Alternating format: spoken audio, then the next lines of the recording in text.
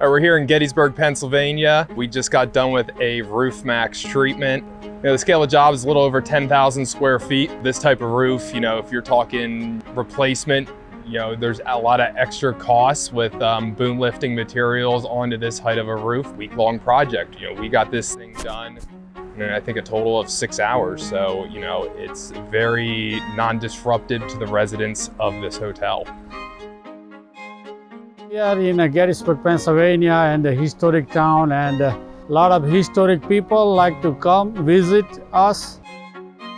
We have a damage on a roof with wind blowing up. Was ready to fix it, and we general contractor recommend to do roof Maxx, which is a lot cheaper than replacing roof. We did a tune-up 2 days prior to this, and now the shingles are saturated. The flexibility is going to be back in it, and it's going to keep the granules on to make it last longer.